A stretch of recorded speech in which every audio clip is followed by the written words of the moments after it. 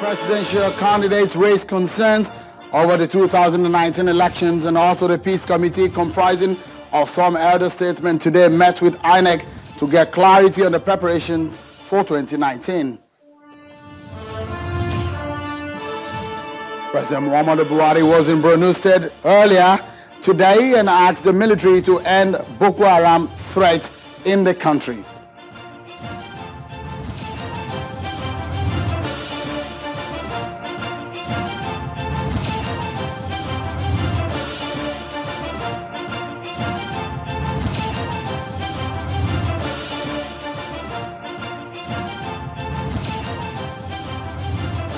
Many thanks for joining, everyone. This is Politics Today live on Channels Television.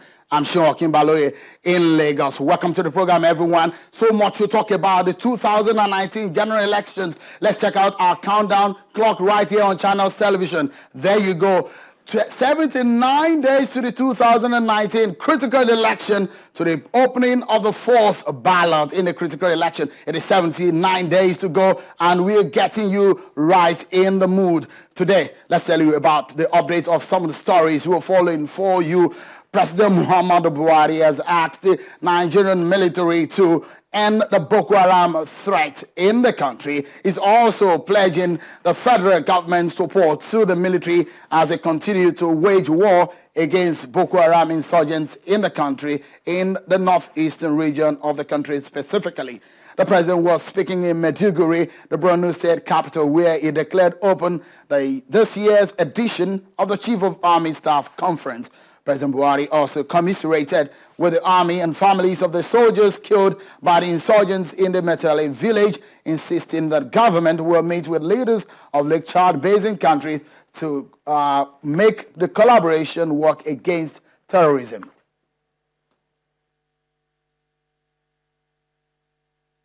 That you are doing your best to reverse this trend, and I want to assure you that no effort will be spared in providing the necessary support you require to complete the task. We remain committed to ending the crisis in the Northeast and making the entire area safe for all. I urge you all to keep up the good work. Well done, everyone. Some of the stories that we are following for you. But now let's serve you with a political roundup for updates on other stories we are following for you right here.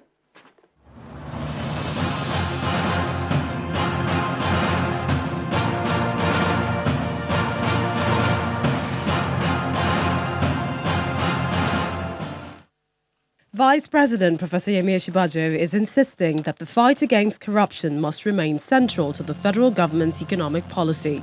Speaking at the opening of the inaugural Nigeria Diaspora Investment Summit, Professor Osinbajo urged the diaspora community to be strong stakeholders in this quest, as there is no way, he says, any economic policy can be sustained by the kind of corruption that the present administration inherited. There is no country in the world that can progress any kind of economic policy if there is the sort of corruption that we have seen in our country in the past few years. Some women in Akwa Ibom today gathered at the State House of Assembly to demand an end to the crisis rocking the state legislature. The women, who are all dressed in black, laid a siege on the road linking the Assembly complex to press their demands.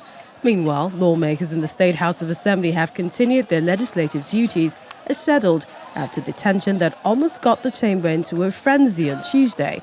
The protesters are accusing the police of complicity in the crisis rocking the state's legislature.